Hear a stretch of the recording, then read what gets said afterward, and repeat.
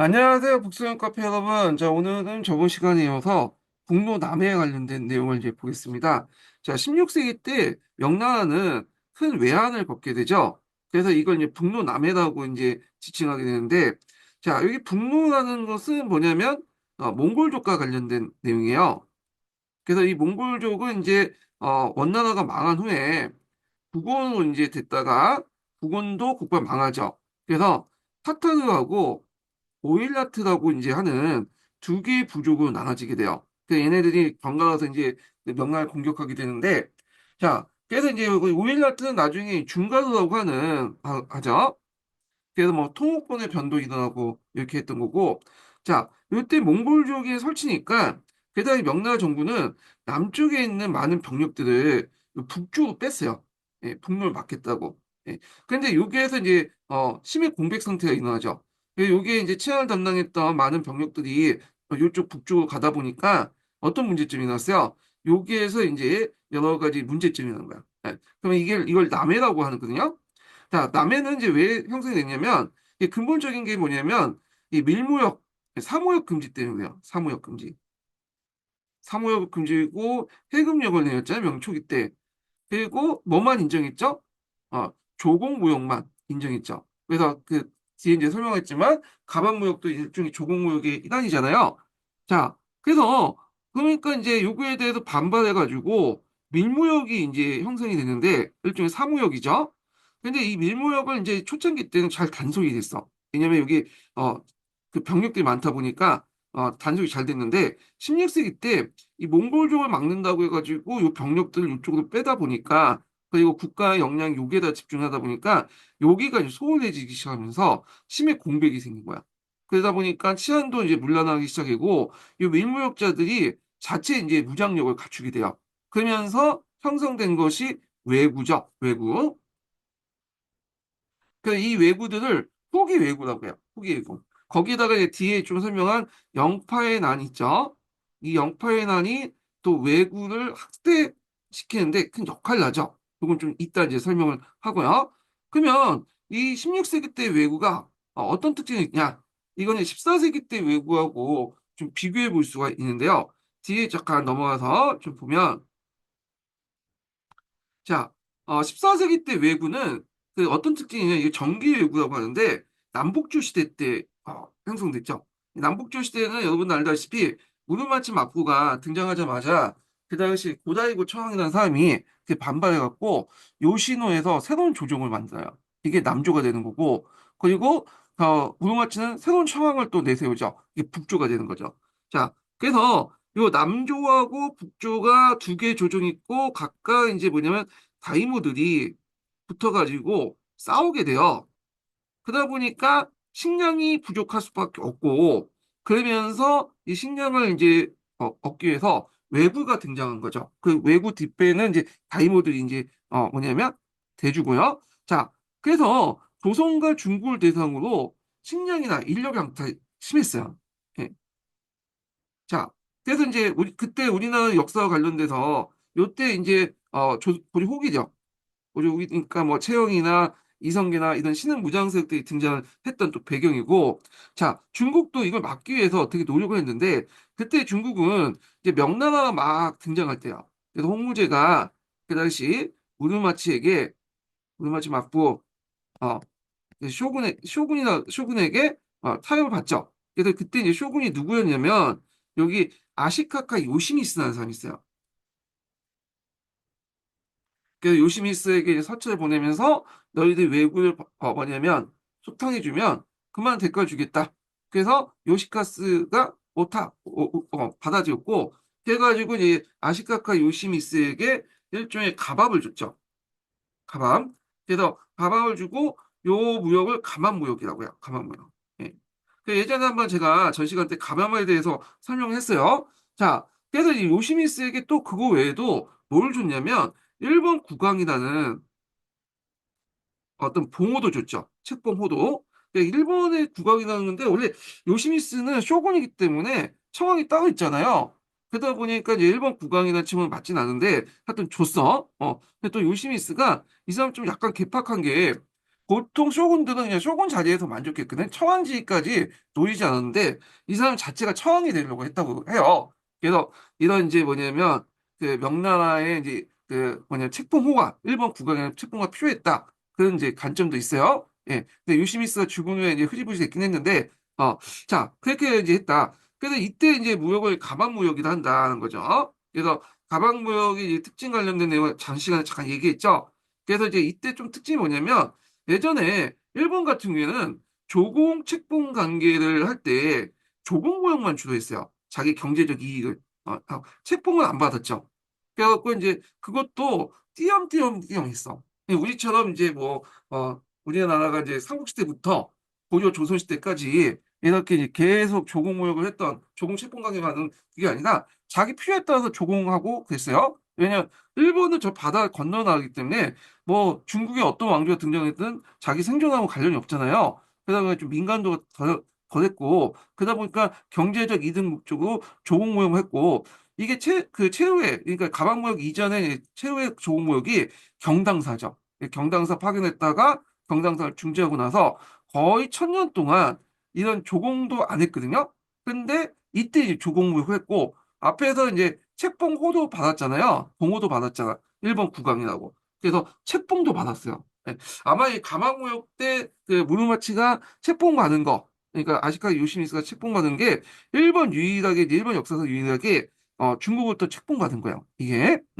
자, 그래서 요게 있는데 요 내용이 이제 요 밑에 있어요. 예, 여기 요거는 이제 뒤에 좀 훗날 얘기인데 이때 이제 가방무역과 관련된 내용이 이제 그 밑에 있다. 이렇게 이제 보시면 되고요. 여기에는 동전 관련된 내용이 나오는데 자, 이 동전은 왜 얘기하냐면 지금 이제 미국이 달러가 기축통화죠.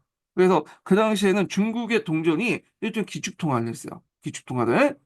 그래서 송나라 때부터 일본은 자체 동전이 있는데 불구하고 뭐냐면 수입해 왔어요. 수입해 갖고 뭐 했는데 이게 이제 명나라 때까지 계속 돼요. 자체 동전도 있는데 동전의 가치가 떨어지니까 명나라 이제 이런 중국의 동전을 가지고 이렇게 이제 그 뭐냐면 사용했거든요.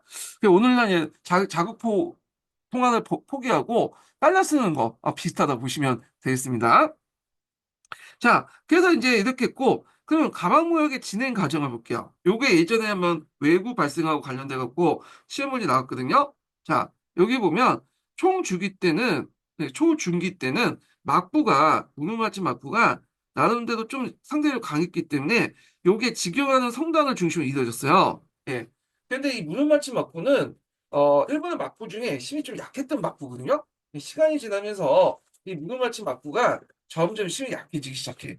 그러면서 이제 올인한 이후, 이 올인한 이후를 기점으로 해갖고 전국 시대로 넘어가게 돼요. 이게 전후죠. 예, 전후로 해가지고 누구한테 이 상권이 넘어가냐면, 이 가마무역에 이제 관에 넘어가냐면 오우치시, 호소카시, 요 사람들이 다이모색들이죠. 다이모색들이 넘어가게 된 거야. 그래서 오우치시는 하카다 상인들 지원하고요. 호소카시는 사카이 상인들 지원해. 그래서 이제 하카다는 어딨냐면 오늘날 북큐슈 일대 그쪽 그 북큐슈와 시몬세키 지역 있죠? 예, 여기 센토나이카로 들어가는 입구에 있었던 이 상인 집단이고 호소카시를 지원했던 이제 사카이 상인 집단들은 주로 오는 오사카 지역에 오사카 옆에 이제 사카이라는 곳이 있어요. 그래서 사카이와 오사카가 그 당시 전국시대 유명한 이제 시장도 형성되고 상권도 형성됐는데 나중에 이제 에도 시대 때 넘어간 사카이가 이제 오사카 이제 편입이 됐죠. 그래서 이제 지금 오사카 이제 있는데 자 그래서 두 개 상인 집단들에게 뭐냐면 그 위임을 해가지고 이 당시 이제 무역을 하게 되는데 자 이들이 하하호하면서 협력해서 이런 가방 무역을 했으면 좋겠는데 그게 아니었죠. 예, 이게 얘네들이 대립 관계가 있었어. 그래서 그때 영파의 난이 일어나거든요. 영파의 난. 자, 그래서 영파의 난이 왜 일어났냐? 그럼 영파가 어딘지 좀 봐야 되겠죠. 여기가 지명이 좀 안 나왔는데 영파 이게 요쪽에 있어요. 그러니까 강남 지역에 있는 게 강북 지역에 있는 게 아니라 요정도 영파가 있어. 그래서 영파에서 이제 가방 무역을 한 것 같아. 그래갖고 이제 이때 영파에서 그 당시 이제 학가다 상인하고 사카이 상인들이 무역을 하다가 다툼이 일어났어. 그래서 이 다툼이 일어났고 그때 그 하카다 상인 오우치 시에 이제 지원한 하카다 상인들이 좀 이렇게 뭐냐면 패배를 한 것 같아요. 지네끼리 다투면. 그러니까 얘네들이 열받아가지고 분풀이 이제 한 거죠. 그래서 영파 부근에 있는 이제 지역, 연해안 지역에 도적질을 하고 막 약탈을 하게 돼요. 아니, 그래서 자기들끼리 싸웠으면 그냥 자기들끼리 풀고 그랬는데 지가 이제 빡친다고 해서 주변에 약탈하고 하니까 그래서 이제 이 소문을 듣던 이제 명나라 정부는 이제 빡친 거지. 그래갖고 안 되겠다. 이들 호의를 베풀었더니 이게 이놈들이 걸린 줄 알고 그래서 그다 해가지고 조정 내에서 가방무역을 일시 중단시켰어요. 예, 이때. 그래서 이제 그 당시에도 이제 왜구들이 있었어. 근데 여기에서 거기에다가 또 가방무역까지 중지시다 보니까 그 어떤 형상이 있냐면 이제 중국인 왜구 외에도 일본인 왜구도 끼어든 거야. 참고로 이제 후기 왜구 같은 경우에는 중국인 왜구들이 훨씬 더 많았거든요. 밀무역자들이 이제 뭐냐면 단속을 하니까 자체 무장을 해갖고 그냥 외구지를 했고 훈도시차고 이제 가짜 외구에서 이 사람을 위해라고 하고 근데 거기다 진해까지 가담을 하게 된 거죠. 자, 그래서 이제 결국에는 이제 뭐냐면 다시 이제 제기를 했다는데 이때 이제 호숫가 시는 이제 뭐냐면 어, 전국시대 때 멸망을 했어요. 그래서 없어지고 사카이 상인도 없어지겠죠. 그래서 오우치시 하카다 상인들만 무역을 했다가 전국시대 때 오우치시도 멸망을 해요. 그래서 가방무역이 중단됐다. 이렇게 이제 보시면 되겠습니다. 그래서 요 관련된 내용이 예전에 한번 기출문제 나왔거든요. 그래서 요거 자세한 내용이 있으니까 여기 한번 읽어보시고요. 그래갖고 이제 있고, 그래서 이제 다시 좀 설명하면, 요 후기 외구 다시 와서, 그래서 후기 외구 같은 경우에는 그 당시 이제 그 명예 해금률 반발에 따라서 그것 때문에 일어난 것이 더그 중요한 원인이기 때문에 아까 이제 중국인 외구가 많다고 했죠. 그래서 중국인 외구의 이제 대표적인 사람이 누구였냐면 왕직이라는 사람이 있어요. 왕직.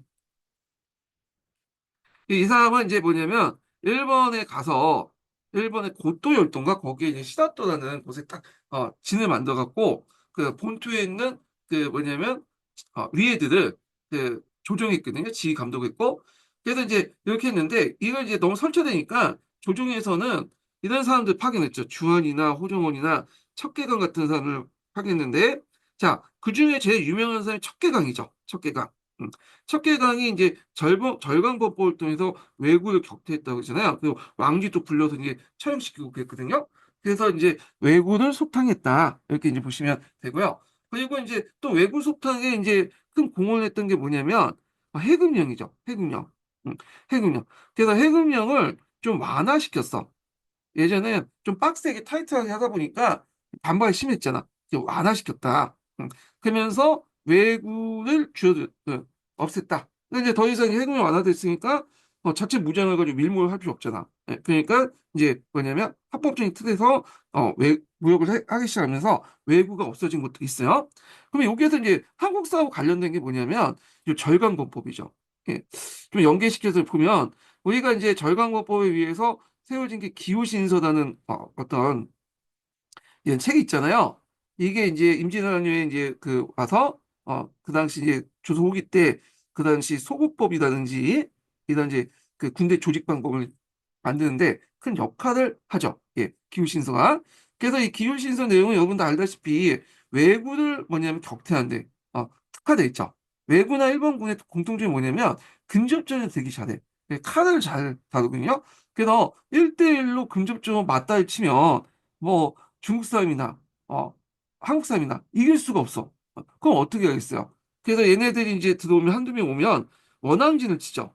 12명이 한 편을 해가지고 각각 이제 맡아서 뭐 어떤 사람은 베고 어떤 사람은 찌르고 어떤 사람은 상집창으로 삼집창 들고 와갖고 이제 가로막고 뭐 그런 식의 이제 정법을 해서 이들을 이제 뭐냐 소멸하고 그 다음에 멀리 있는 왜구들 일본군들은 저희 하포를 동원해서 불량기포나 홍위포를 동원해서 깨부시고 뭐 이렇게 했다 이렇게 이제 보시면 되겠습니다. 자, 그래서 이제 후기 왜구 관련된 내용을 좀 했고요. 자, 그래서 이제 이렇게 해서 하고 왜구를 이제 설명했으니까 이제 제일 중요한 게 북로죠. 그 북로와 관련된 내용을 좀 자세히 설명을 해볼게요. 자, 북로는 이제 몽골족의 침입 때문에 생겼다고 했죠. 그래서 몽골족은 크게 이제 그 당시에 타타르와 오일라트 두 개로 이제 부족을 나눠갖고 이제 활동하고 있었거든요. 예. 그래서 이제 앞에서 영락제 같은 경우에는 이들을 이제 뭐냐 5번에 걸쳐서 친정을 했어요. 친정을 했고, 그래서 그 가정에서 영락제가 이제 친정하는 도중에 병에 걸려서 죽었다고 했죠. 그 후에도 계속 타타 오일라트가 공격해 들어와. 그 중에 이제, 그 중에 하나가 이제 뭐냐면, 그 오일라트인데, 이 오일라트가 이제 15세기 중반에, 어, 뭐냐면, 몽골족의 패권을 장악해요. 물론 이 몽골족이 패권을 장악했다고 해서 원나라 징기스칸처럼 이게 이제 원나라 징기스칸처럼 완전히 100% 장악한 건 아니지만 일종의 주도권을 장악했다고 보시면 돼요. 자, 그래서 이제 몽골족의 오일라트가 쳐들어오니까 그때 이제 수장이 엑센이라는 사람이었거든요. 자, 이러니까 이제 그 당시에 이제 쳐들어오니까 왕진이라는 이제 사람인데 이 사람은 판관이죠. 명나라 같은 경우에는 판관이 권력을 장악하고 있었잖아요. 그래서 이제 이 왕진의 권력자가 영종한테 친정을 해라. 한 거야. 친정이라는 것은 영종이 황제가 직접 영락제처럼 군대에 이끌고 가는 거예요. 어, 그래서 이제 처음에 영종이 처음에 거부하다가 계속 권하니까 어쩔 수 없이 군대에 끌고 와가지고 갔어 자기가. 그래서 원래 이제 이 영종이 일선 부대를 이끌고 와갖고 이제 싸운 건 아니고 뒤에 치중대 보급 부대와 같이 갔거든요. 후방에 이제 따라간 거야. 근데 이제 오일라트 엑센이 그 소식을 듣고 후방을 쳤던 거죠. 본대를 안 치고. 그래서 그 당시 몽골족의 포로가 된 사건이 나는데 그때 토목본에도 잡혔기 때문에 이걸 토목본의 난이라고 하죠. 토목의 난이라고 하기도 하고요. 이게 되게 중요한 사건이야. 이거 예전에 사리선단 기출문제 한번 나왔기 때문에 명칭 외워두세요. 명칭. 자, 그래서 이제 잡혀갔어, 영종이. 그래서 이제 명나라하고 인질 교섭을 하게 되죠. 그래서 명나라한테 막대한 인질 대금을 요구하니까 명나라 딱 듣다 보니까 이제 명나라 조정에 듣다 보니까 너무 인질 대금이 비싼 거야. 그러니까 그래서 황제 그냥 갖고 싶으면 너네 가져라 하면서 그 영종의 뭐냐면 그 아, 동생을 이제 다시 황제로 세웠어요. 명나라 대변에서. 자, 그래서 이제 이 사람이 이제 뭐냐면 경태제죠. 경태제. 전에 한번 소개를 했는데 대종인 경태제죠. 자, 그러니까 이 오일라트가 좀 입장이 곤란해지기 시작하죠. 왜냐하면 이제 영종을 잡고 있는데 그 영종이 그래도 중국의 황제니까 대우는 좀 해줬거든요. 그러니까 비용이 많이 들어가고 그러니까 이제 가지고 있어봤자 소용이 없는 거죠. 그래서 그냥 보냈어. 자, 그러니까 이제 여기에서 이제 또 명나라 조정에서 또 문제가 생긴 거죠. 왜냐하면 이제 명나라 조정 입장 때는 영종의 이제 위치가 이제 예매한 거죠. 포지션이 이미 이제 대종을 세워놓고 경태제가 있는데 그래서 영종은 이제 상황제도 모시면서 모셨다는 것보다 이제 가둬놓다 보시면 돼요. 상황제도 이제 말하면 그 대우하면서 또 가둬놓고 있다가 영종이 자기 측근 세력을 이제 끊어서 뭐냐면 다시 친위 쿠데타를 일으켜. 그래서 권력을 장악하게 돼요. 자기 동생을 몰아내고 그래서 이걸 뭐라고 하냐? 영종의 복위 사건을 탈문의 변이라고 해요. 탈문의 변. 그래서 이 탈문의 변도 예전에 기출문제 나왔어요. 예전에. 그래서 제가 이제 한번 설명을 했죠. 어, 그래갖고 앞 시간에 제가 탈문의 변은 이제 좀 설명을 잠깐 언급했는데, 자, 이때 이제 그 영종은 정통이라는 연호도 있고요. 그 다음에 천수란 영어도 두 개가 있어. 어. 왜냐하면 이 사람은 이제 두 번 황제가 됐던 거잖아요. 그래서 보통 이제 그 명천 시대 때는 그 뭐냐면 각각의 연호가 하나가 있죠. 일세 일원제를 실시했잖아요. 그런데 영종만큼은 두 개의 영토가 그 왜냐면 연호가 있기 때문에 정통제 천수제 부르면 좀 헷갈리니까 그냥 영종이라는 묘를 부르게 돼요. 예. 자, 하여튼 이 토모의 병과 이제 그 탈모의 병이 서로 연결돼 있으니까 좀 기억을 해두시면 될 것 같고요. 자, 그 후에도 이제 패권을 누가 장악하냐면 타타르가 장악해. 왜냐하면 이제 오일라트 X는 그 당시 영종을 그냥 보낸 대가로 부조부터 이제 몽골족부터 뭐냐면 비난을 많이 받게 돼서 이제 패권을 잃게 되거든요. 그 후에 이제 등장했던 것이 타타르족인데 타타르족의 이제 대표적인 사람이 가야칸 있고요. 그 다음에 알타칸 있어. 자, 다야칸은 내몽골 진출했거든요. 그럼 여기에서 내몽골이 있고 외몽골이 있죠. 지금도 사용하고 있는 명칭인데 이건 몽골족들이 스스로 부른 게 아니라 청나라 때 사용했던 지리적 개념이에요. 그래서 청나라 정부가 이제 뭐냐면 몽골족을 통치할 때 고비 사막 있어요. 이 고비 사막. 이 고비 사막 안쪽을 오일라트라고 이제 하는 지역이 있거든요. 요 오늘날 이제 내몽골 자치주라고 하는 지역 있죠. 요 지역의 내몽골 그 몽골족들은 뭐냐면 직접 통치를 하고 그다음 고비 사막 북쪽에 있는 그 지역 있죠. 오늘날 그 몽골 공화국 여기는 이제 외몰골이라 해갖고 간접 통치를 했어. 여기는 너무 이제 거리도 멀고 통제하기도 좀 힘드니까 그래서 내몽골과 외몽골을 이제 이렇게 했거든요. 근데 이제 보통 몽골족 핵심 세력들은 어디냐면 외몽골이었어요. 징기스탄부터 예전에 우리가 몽골 평원이라고 하는 것은 다 외몽골이야. 내몽골 나중에 이제 몽골족에 편입됐던 세력들이고 그래서 이제 외몽골 세력들이 내몽골을 차치하는 구조가 있어요. 그래서 지금도 내몽골과 외몽골 사이가 안 좋기 때문에 몽골 통합이 좀 어렵거든요. 중국의 방해도 있긴 하는데 자 그거는 나중에 좀 얘기하고 자 이때 이제 외몽골 세력들이 내몽골까지 들어가고 몽골족 통합을 했던 거야 다약한테. 그러면서 이제 뭐냐면 다약한이 그러니까 아 얘를 좀 달려보겠다 해가지고 그 당시 이제 뭐냐면 그 조공모의 옷이 있어요. 이걸 이제 보통 마시, 호시라고 하거든요. 이건 명나라 때뿐만 아니라 역대 왕조들의 특징이에요. 그래서 이제 유목민족들이 공격해 오면 그 마시아 호시를 이제 뭐냐면 설치해가지고 얘네 달려주는 목적으로 그냥 왜냐면 이걸 설치 안 해주면 더 많은 공격을 받기 때문에 그런 거죠. 예. 그래서 여기에서 이제 유목민족들이 말을 가지고 오면 그 유목민족들이 필요한 생필품 같은 거 있죠. 쌀이라든지 차라든지 뭐 이런 것들 교환한 건데 솔직히 말해서 이거는 이제 뭐냐면 이렇게 좀 큰 손해를 보는 거야. 손해를. 왜냐면 유목민족이 가지고 있는 말들이 되게 뭐 쓸모없는 그 늙은 말들을 많이 가져가요. 근데 성인 정상적인 건강한 말값으로 이렇게 교환을 해주다 보니까 이게 왜 하면 할수록 손해를 보는 거야. 예. 근데 그렇게 할 수밖에 없는 게 조공무역 같은 이제 호시나 이제 아시 같은 거 열지 않으면 얘네들이 이제 공격을 해오기 때문에 약탈을 하기 때문에 여기에서 손해 보는 거보다 약탈에서 손해 보는 거보다 여기에서 이제 약간 손해 보는 게 더 경쟁 이득이기 때문에 이렇게 마시나 호시 같은 조공무역을 이제 개시하는 식으로 좀 약간 이제 떡밥을 주고 통제하면서 했던 것들인데 그래서 이제 이런 식으로 통제를 하려고 했던 거죠. 예. 자, 그런데 이제 문제는 그 다약한이 뭐 몽골족을 통합했다고 해서 몽골족이 다 부족들이 다약한 말 다 듣고 그런 건 아니거든요. 그래서 좀 상대적으로 영향력 아래 있었던 이제 그 뭐냐면 몽골족들은 듣는데 바깥에 외곽에 있는 애들은 또 와가지고 뭐 다약하니 맺든 말든 그냥 약탈 계속하죠. 그래서 그 당시에 이제 그 후에 이제 몽골족들이 계속 이렇게 이제 뭐 여러 부족들이 이제 통합 공격해 오니까 아예 이제 조국무역 해볼 필요 없다 해서 또 폐지됐다. 다시 부활했다. 왔다 갔다 해요, 이것도. 예. 자, 그 다음에 이제 또 하나가 알타칸이라는 사람이 있는데, 이 알타칸이 상서성을 공격했어요. 그리고 상서성을 이제 또 공격해서 이 만리장성에서 상서성을 공격해서 그 북경을 포위한 사건이 나요. 북경을. 한 달 동안 포위했다고 하거든요. 이게 이제 경수의 변란이죠. 아, 상당히 위기죠. 예. 그래갖고 이제 물러났는데, 자, 요 경수의 변란이 예전에 기출문제 나왔어요. 그래서 이제 이렇게 했고, 그래서 이제 이때 명나라가 다시 통상을 재개하게 돼요.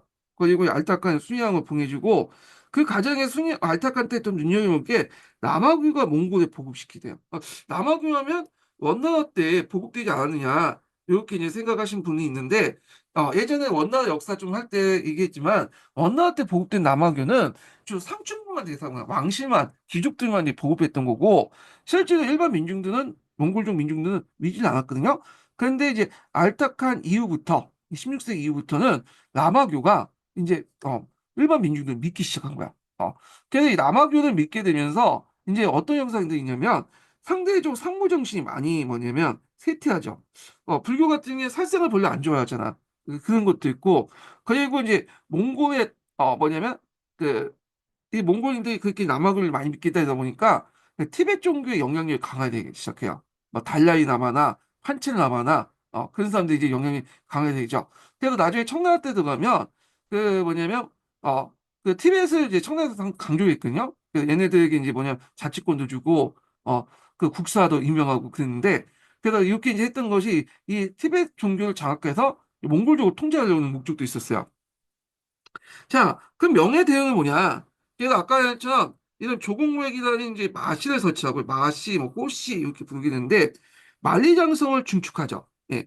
그래서 현재 만리장성은 요때 만들어졌다고 보시면 돼요. 그러니까 우리가 뭐 만리장성은 진시황 때 만들어진 거 알지만 진시황의 만리장성은 그 명나라 때 만리장성보다 좀 북쪽에 있어요. 예. 북쪽에 있고 근데 이제 명나라 때 만리장성은 그 좀 남쪽에 있죠. 그래서 우리가 이제 산해관부터 해서 가역관까지 만들어진 거고요.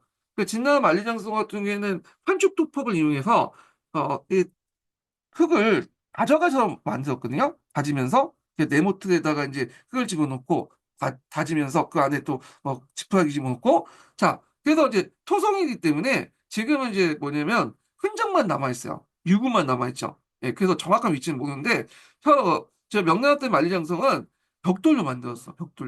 벽돌로 만들었기 때문에 지금 계속 남아 있죠. 이 만리장성이. 근데 만리장성이 진나라 때나 그 역대 왕조들이 만들었지만 별로 군사적 기능이 없어요. 왜냐면 그 수많은 그 지역에 부대를 쫙 깔고 초민하게 방어할 수 없잖아. 어, 그러니까 총체를 방어할 수 없으니까 중요한 요충지에만 군대를 뒀군요. 그러니까 뚫리는 지역이 많아. 그래서 나중에 얘기하겠지만 여기 이제 청나라가 그 명나라 공격할 때도 초창기 산해간에 집중했지만 일부 병력들 이용해서 만리장성 후방을 뛰어넘어가고 공격한 것도 있거든요. 그래서 이제 다 방어하기 어렵다.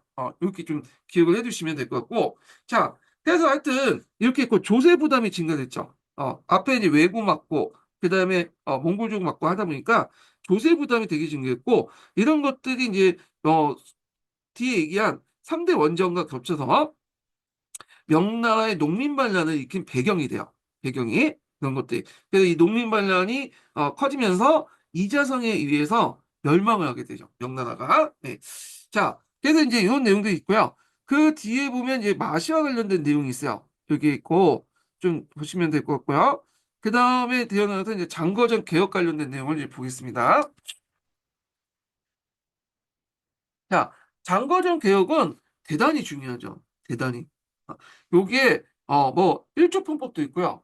요번에 나온 이 토지 개량 사업 같은 것도 있죠. 예, 양전 사업. 이런 것도 이제 있는데, 자, 장거정은 어떤 사람이냐? 이 장거정이 통치할 때, 이제 장거정이 있을 때, 이제 황제가 신종이라는 사람이야. 신종은 이제 우리가 이제 만력제도 다 알려졌죠. 이 사람은. 그래서 중국을 한 40년 동안 이제 통치했는데 이 사람이 앙군이에요. 멍청한 황제고 되게 무능해. 근데 그 사람이 40년 동안 통치했으니 나라가 이제 거덜났을 거 아니에요. 그래서 이제 이 사람이 어릴 때 즉위했기 때문에 10년 동안은 누구에 의해서 이제 뭐냐면 통치했냐면 장거정에 의해서 통치가 된 거야. 그리고 장거정이 죽고 나서 그 다음에 만력제가 친정했는데 친정이라고 해도 실제 정치에 거의 무관심했어요. 이 사람. 근데 이 사람이 관심 있는 건 뭐냐면 자기 무덤을 만드는 데 관심 있어. 그래서 보통 이제 황제들이 살아있을 때 무덤을 만드는 경우가 있어. 이걸 수능이라고 하는데 그래서 이 사람이 자기 무덤을 만드는데 그렇게 재정을 많이 쏟았다고 해요. 그래서 그 보통 이제 명나라 가면 이제 북경에 가면 명사 13능인가 거기 있는데 거기 가면 정릉이라고 해서 아주 큰 무덤이 있는데 말년제 무덤이. 근데 이 사람이 그렇게 재정을 쓰는 데는 상당히 깐깐하게 하면서 돈을 아낌없이 줬던 데가 있죠. 임진왜란이야. 조선에 대해서는 상당히 호의적인 사람이었어요. 그래갖고 이제 임진왜란 때 병력 파견도 적극적으로 했고 돈도 막 지원해주고 그렇게 했죠. 그러니까 우리나라 입장에서 얼마나 고마워. 제조 지은의 은혜를 이제 입힌 준 거잖아요. 자, 제조 지은을 해줬으니 그 은혜를 갚기 위해서 이제 조선의 사대부들이 만보단이나 뭐 이런 것들 만들었고 막 그 명나라 망한 후에도 이 신종을 제사를 지내고 그랬잖아. 예, 다 그 이유가 있는 거야. 자, 그래서 이제 신종 그 전에 장거정의 이제 개혁을 좀 보겠습니다. 이제 구체적으로. 일단 장거정 개혁 배경이 뭐냐? 자, 북로남의 이민족 진입. 그걸 통해서 이제 재정이 악화됐죠. 그 다음에 또 뒤에 얘기했지만 명말 총초 시기 때 되게 이제 16세기에서 그 18세기 때 명중기 때부터 해가지고 청나라 때 초창기 때까지 농업 생산량이 올라가게 되고 그 다음에 상품화폐 경제가 발달돼요. 그래서 이제 중국 사회에서는 이걸 이제 뭐냐면 그 자본주의 맹화라고 하거든요. 그래서 중국 사회에서 자본주의 맹아가 싹 텄던 시기를 연말 청초 시기 때, 요 시기 때를 상당히 강조를 해요.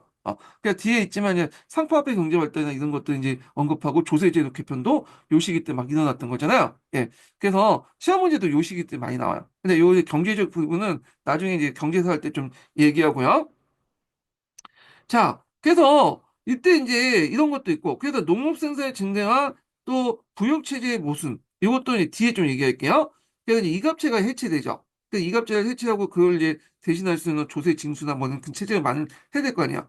거기다 이제 명나라는 한간의 항구가 당했죠. 역대 항정들이 한간들에게 좌지우지해야 돼. 물론 한 개가 죽으면 한간도 이제 몰락하긴 하지만 자 그렇게 있고 자 간료기강에 물란든 명예 대내적 쇠퇴기 뭐 이런 것도 해가지고 이제 장거적인 개혁을 하게 되는데 자 장거적 개혁 정치의 특징이 뭐냐면 다양한 정치 세력들을 뭐냐면 견제하면서도 균형을 이뤘다 하는 거죠. 그래서 이 사람이 어떻게 했냐 보면 이때 이제 권력기관이 이제 있던 게 한가인가 한가는 뭐 동창이나 이런 걸 통해서 이제 권력 잘했고 또 하나는 내각이라는 거죠. 장거정이 이제 속했던 기관이 여기죠. 내각이죠.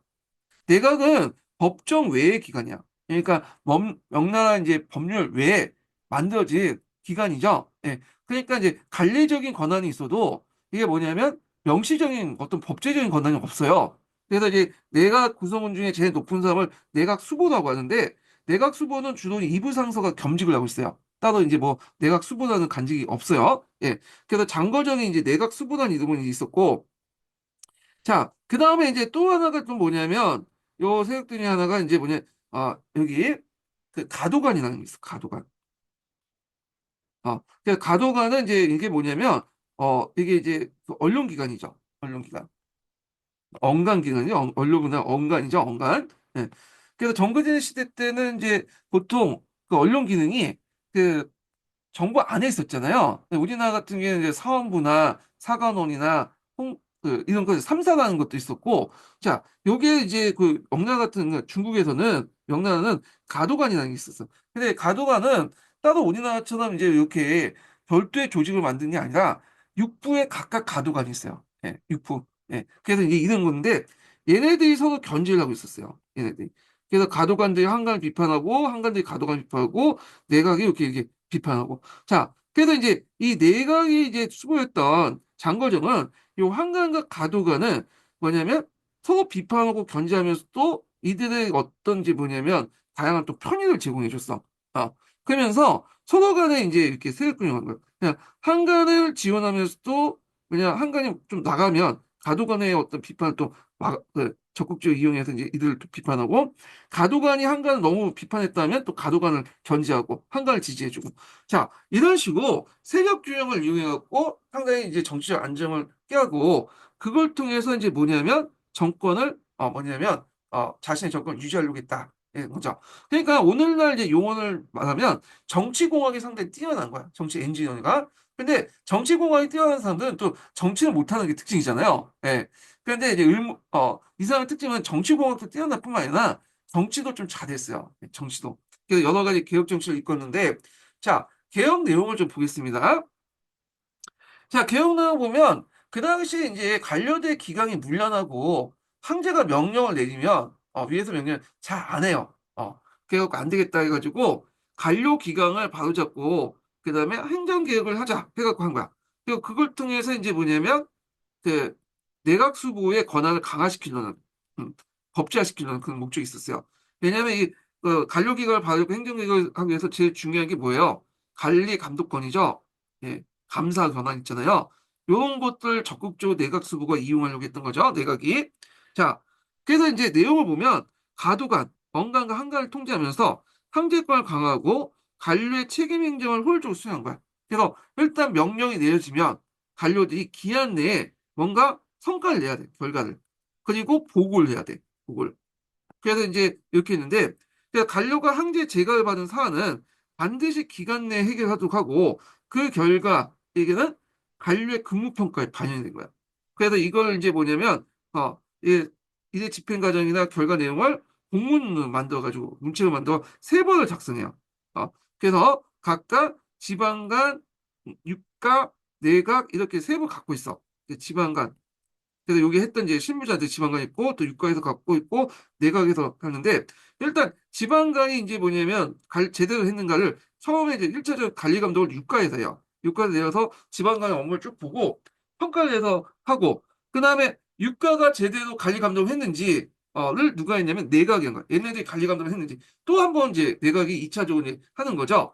그래서 육가가 지방관을 잡고 육가를 누가 잡는다? 내각이 잡는 거죠. 관리 감독권을 통해서. 그래서 이걸 통해 각 기구가 상호 견제를 하면서도 뭐냐면 이렇게 최고 관리 감독권을 내각 그리고 내각 수보가 가지고 있음으로써 뭐냐면 내각 수보에게 뭐냐면 이게 권한을 주는 그런 역할을 했다.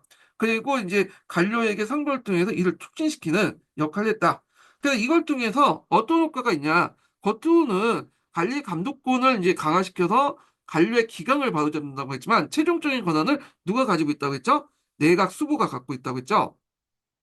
그래서 내국 수보는 앞에서 언급한 것처럼 법정 외의 그 권한이에요. 그래서 왜냐하면 이제 내각이는 자체가 법정에 명시되어 있지 않은 명나라 뭐냐면 헌법이라는 명유의 명령이죠. 명령에 명시되어 있지 않는 것인데, 자, 이게 이제 명시되어 있지 않는 것들을, 했는데, 이 고소권을 통해서 이제 수보 권한이 법제로 보장받았다. 이렇게 해서 관료 통제 가능하겠다. 그런데 의미가 있는 거죠. 예. 그래서 이제 이렇게 있고요. 자, 그 다음에 외교를 볼게요. 외교. 자, 이때 이제 경술지변이 있었어요. 경술지변.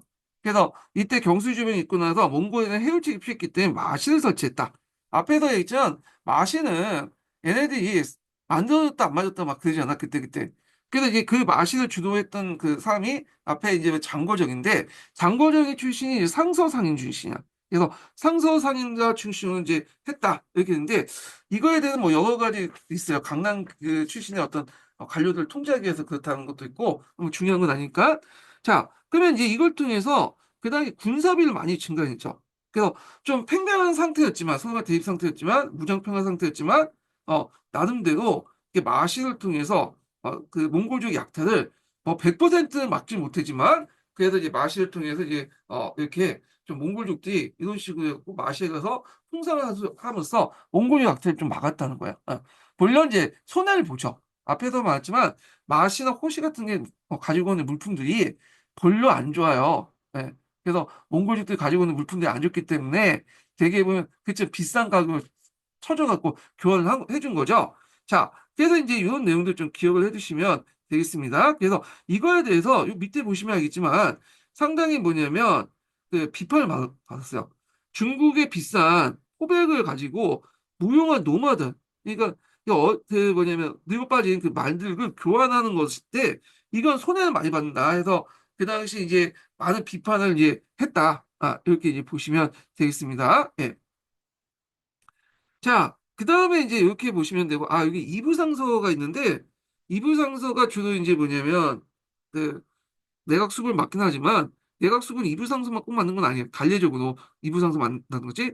그래서 이제 이부상서 장하는데, 그때 이제 장거정은 다른 간직이 있으면서 겸직하면서 내각수를 하고 있었거든요. 예. 요거 이제 참조해 주시고.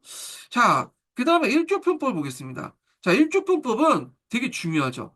진짜 기출에 어마어마하게 나와요. 이 일조분법. 요번에도 나왔잖아.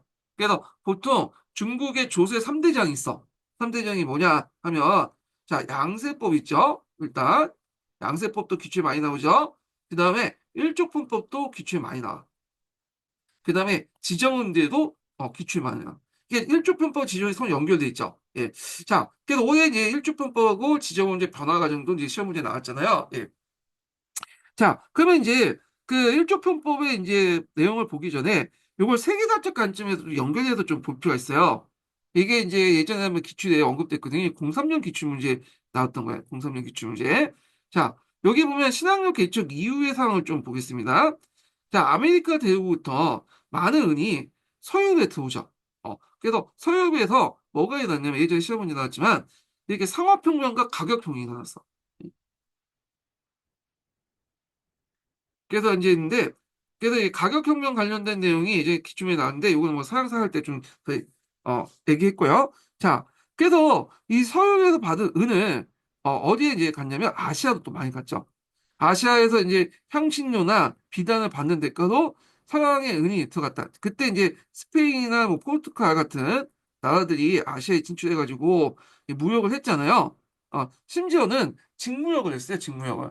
그러니까 이제 여기에 뭐 서양을 거쳐서 이제 여기 은이 온 게 아니라 아예 이제 뭐냐면 그 당시 이제 아메리카에 있는 은을 가지고 와갖고 뭐냐면 저쪽 일본 그 필리핀을 거쳐갖고 중국이나 일본으로 가는 직무역을 했어요. 직무역. 그래서 이걸 갈레온 무역이라고 하죠. 갈레온 무역. 그 당시에 태평양을 건넜던 범선이 갈레온이었어요. 그래서 이제 이걸 관련 무역이라고 했는데, 요 부분은 뒤에 좀 다시 설명하겠습니다. 예. 이건 예전에 한번 제가 서양사 할 때 이제 설명한 것 같아요. 요 부분을 참조해 주시고. 자, 그래서, 그 당시에 이제 그 중국에, 세상의 은이 다 직결돼. 멕시코산 은도 직결되고, 거기에다가 이제 뭐냐면, 일본에 그 당시 은이 많이 채굴됐거든요. 일본에 은도 많이 진출했는데, 그래서 이제 있고, 거기에다 이제 중국에도 은이 많이 들어왔던 이유가, 이런 국제무역도 있지만, 또 그 당시, 뒤에 얘기했지만 중국이 은납화가 되죠. 그래서 조세도 응납하고 뭐 역도 응납하고 그래서 응납화가 되잖아요. 그러면서 은의 수요가 늘어나기 시작해요. 은의 수요가. 그러면서 은은 이제 값이 금값보다 좀 약간 상대적으로 비싸죠. 그래서 다른 국가에서는 은과 금의 교환 비율이 1대 10 정도 돼요. 네. 요게 금이라면 요게 은이죠. 근데 중국에서는 1대 3이야. 요게 은이고 요게 금이죠. 그러니까 상대적으로 이게 은값이 비싸니까 중국에 몰릴 수밖에 없어. 중국에서 그만하면 빠져나가면 그만큼 이제 뭐냐면 아, 이득을 챙기잖아요. 그래서 그 당시 명청 때 초반기 때는 아니지만 중후반기 때 되면 이제 청나 때까지 뭐냐면 은본위 경제체제로 바뀌게 돼요. 그러면 그 당시에 은은 뭘로 사용했냐? 여기 잠깐 이제 보면 여기 안 나와 있네. 잠깐 동영상 보겠습니다. 요 마제은이라는 걸 사용했어요. 마제은. 네, 마제은. 그 마제은 어디에서 많이 봤죠? 어디에 보셨어요? 네. 가끔 이제 조선시대를 배경한 이런 이제 사극에서 중국과의 무역에서 이게 많이 봤잖아요. 그래서 마제은을 사용하는데 근데 이 마제은이 되게 비싸요. 이 한 양당 어마어마한 가치를 가지고 있어. 그래서 실제 사용할 때는 물론 큰 거래를 할 때 마제은을 사용하긴 했지만 이 마제은을 쪼개가지고 해가지고 그 조각을 사용했어요. 조각을. 어. 그러면 마제원 사용은 은만 사용했냐? 아니죠. 동종도 같이 사용했어요. 예, 동종도. 앞에서 말한 것처럼 은본이 국가였잖아. 은 외에도 금과 동전도 같이 사용했는데 은본이라는 건 뭐냐면 은을 기준으로 해서 가치 평가가 일어났기 때문에 동전도 많이 사용했다는 거예요. 작은 거래나 일상생활에서는 동전도 많이 사용했다. 동전. 네. 그래서 동전하고 그 당시 뭐냐면 요 은을 교환 비율을 정했죠. 그래서 보통 이제 이거는 뭐 그때그때마다 다른데 1량당 보통 이 마자연 1량당 1,500무 정도 무는 이제 동전 이렇게 한 거야. 이런 체제가 명나라뿐만 아니라 청나라 때도 계속 이어져요. 이 체제가. 그래서 나중에 이제 이번에도 기출문제 나왔지만 그 당시 아프리카 때 인플레이션이 일어났던 이유가 뭐냐면 은값이 이제 뭐냐면 떨어져서 그런 게 아니라 돈값이 떨어져서 그런 거야. 은값이 올라가면서 뭐냐면 동의 가치가 그 이게 1,500문이죠. 1,000문이에요. 예. 1,000문이었다가 1,500문으로 이렇게 떨어진 거야. 그러다 보니까 일상생활은 세금 납부할 때는 그 일반 서민들은 동전을 많이 사는 거예요. 동전을 가지고 은행을 환산해가지고 계산해서 세금도 납부하고 가격도 치는데 은의 가치가 올라가고 상대 동의 가치가 떨어지니까 동을 많이 가지고 있는 사람들 일반 서민들의 어떤 그 경제가 상당히 뭐냐면 타격을 받은 거예요. 일상 경제가. 그래서 인플레이션도 올라갔다. 이렇게 이제 해석을 하시면 될 것 같아요. 자, 그러면 명나라 때 화폐 정책에 대해서 좀 얘기를 해보겠습니다. 자, 요 관련돼 가지고 예전에 한번 기출문제 나왔거든요. 자, 그래서 이제 이렇게 잠깐 보면요. 요걸 좀 볼게요. 자, 명초기에는 동전과 지폐 위주의 통화 정책을 전개했다는 거죠. 그래서 전쟁이 끝난 후에 이런 동전과 지폐 위주로 했는데, 전쟁 직후기 때문에 상표화폐 경제가 발달이 못한 상태에서 주로 현물을 확대 대용을 했어요. 그래서 예전에 이제 먼나라 때 그 교초라고 하는 걸 발행을 했는데, 요거는 영가와 이제 뭐냐면 돼가지고 이제 가치가 유지됐죠. 연가라는 건 이제 소금 전매권 살 때 요 뭐냐면 지폐 교초를 이용할 수 있는 거. 그러니까 교초의 가치가 이제 유지될 수 있는데 그러지 않은 상태에서 이제 원나라의 간섭을 받아서 원나라 이런 걸 받아서 명나라 때도 교출하는데 이게 연가하고 연결돼 있지 않거든. 그러니까 지폐의 가치가 떨어져. 자, 그러면 대규모 이제 거래를 할 때는 동전의 한계가 있죠. 이거 다 싸들고 이제 거래할 수 없잖아요. 그래서 시간이 지나면서 화폐 경제 발달로가 대무역 흑자, 국제가 비싼 은값 등으로 멕시코산, 일본산 은이 유입되었고요. 그래서 이 은이 이제 뭐냐면 지폐를 대체하기 시작한 거야. 그래서 초창기 때는 은 사용을 금지시킴에도 불구하고 그냥 이게 뭐냐면 경제 논리에 따라서 은이 널리 보급됐다 이렇게 보시면 되죠. 그러니까 은 경제가 널리 보급됐고 자 은의 유통에서 조세제도 운영에도 여러 가지 변화가 있어요. 그리고 또 그에 따른 문제점이 있었는데 일단은 관리 보급 지급도 이제 은으로 이제 지불하게 돼요. 요거 예전에 한번 시험 문제 나왔죠. 예. 그래서 예전에는 이제 관리들의 봉급을 주로 뭘로 지급했냐면 쌀로 지급했어. 그걸 이제 강남에서 받아오도록 하는데 이 강남에 그서 어떻게 받아오겠어요? 북경에서 강남까지. 그러다 보니까 불만이 생긴 거죠. 그래서 이제 주로 상인들 부탁해갖고 이제 대신 받아오고 상인들은 이제 그걸 이제 받으면 이제 거기에서 처분해갖고 은을 이제 가지고 일부 수술해가지고 뭐냐면 관리들에게 주는데 수수가 너무 큰 거야. 그러니까 차라리 그 바에는 은호 달라 요구를 하게 되고 이거에 대해서 이제 뭐냐면 그 명나라 정부가 받아들였죠. 그러니까 관리 보급 지급도 은으로 이제 지급하기 때문에 당연히 은으로 받는 것이 은납화되는 게 더 뭐냐 편리하겠죠. 그다음에 요육도 이제 예전에는 뭐 직접 동원했는데 사업을 공유해서 이제 하기 때문에 정부에서 은납화가 돼. 은차. 왜냐면 동원제 갖고 하는 것도 있어요. 그렇지만 은납화된 것도 많고 은납화된 요육을 보통 은차라고 이제 부르죠. 그리고 이제 조세의 은납화, 이제 요육의 은납화도 있지만 전세도 뭐냐 요육 은납화되고 이런 과정이 있어요. 그래서 이런 과정에서 요육의 은납화도 요육도 이제 세량으로 편입되더라는데 세량이라는 건 조세예요. 지세를 얘기하죠. 세량도 은납화돼. 요것도 은납화돼. 그러니까 따로 구분을 하게 필요 없죠. 그러니까 이제 여기다 또 집어넣고. 근데 문제는 이게 이제 뭐냐면 요육이 다 은납화된 게 아니에요. 자기가 몸을 떼어한 것도 있어. 어, 그래서 이제 이게 문제가 된 거야. 그래서 그거에 관련돼 갖고 제가 예전에 이제 그 강의 때, 객관식 강의 때 되게 설명 많이 해놨거든요. 그래서 명청시대 때 사회경제사 펴놓고 도표까지 그에 관련해서 이제 했는데 그게 제 북서열 교재에 있어요. 근데 인고 지금 주관식 시험에서는 지금 난이도 보니까 그거 공부할 필요 없어. 네, 시성이 떨어지기 때문에 생략하고 넘어갈게요. 자, 그래서 또 강남과 강북 간의 어떤 또 불균형, 이갑제 붕괴 등등 여러 가지 문제점이 있었잖아요. 자, 그래서 이제 인구 이동도 심하고 도로도 발생하니까 뭔가 이제 조세제도 필요성을 느끼게 된 거죠. 예. 그래서 이제 간략하게만 이제 은혜 유통 관련된 내용을 좀 설명했고요. 다시 넘어가서 요걸 좀 볼게요.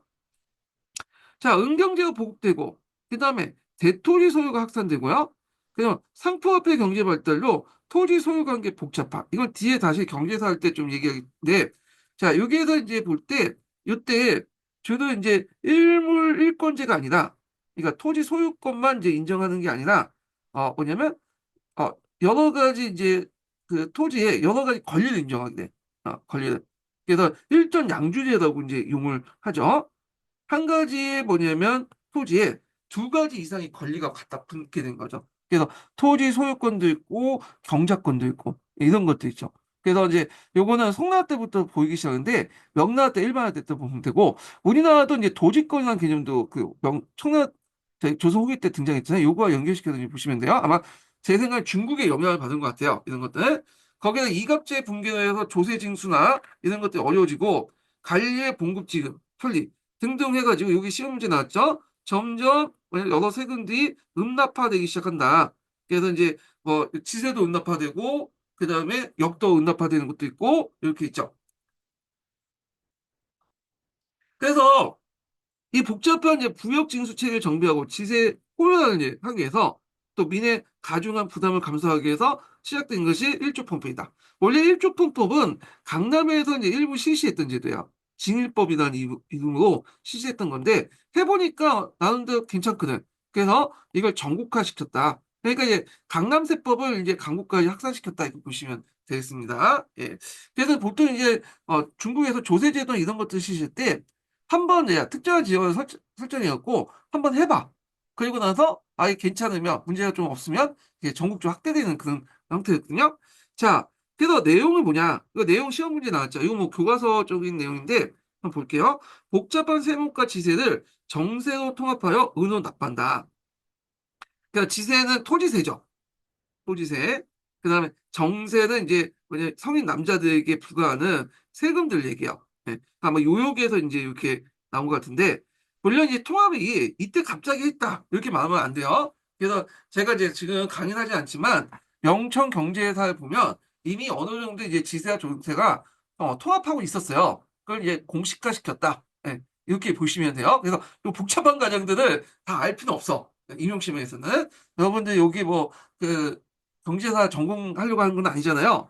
자, 그래서 이제 이렇게 있고 그러면 정세에서 좀 봐야 되는데 정세는 원칙적으로 토지를 소유한 인정만 부과하는 거야. 이건 쉽게 말하면 지주라든지 자가농, 자자농이나 이런 사람들이 했는데 실제로 이 지주들이나 이런 사람들이 소장농에 부과하죠. 그래서 토지가 없는 사람들이 부과하는 거야. 네. 그래서 이제 이게 문제가 된 거야. 청라 때. 자, 이건 나중에 좀 얘기하고요. 자, 그다음에 이제 그 결과 농민의 부담이 줄었고 조세 은납화를 통해 은행 유통이 이제 촉진되면서 상품 화폐 경제가 발달했다. 그리고 국가 재정을 수입이 확대되는데 조세 은납화해서 모든 그것이 다 세금이 은납화된 건 아니에요. 네, 역중의 일부가 은납화되지 않고 자기가 몸으로 뛰는 것도 있어. 이게 남아있어요. 그래서 이런 것들이 남아있어갖고 이제 여러 세금들이 좀 만들어지거든요.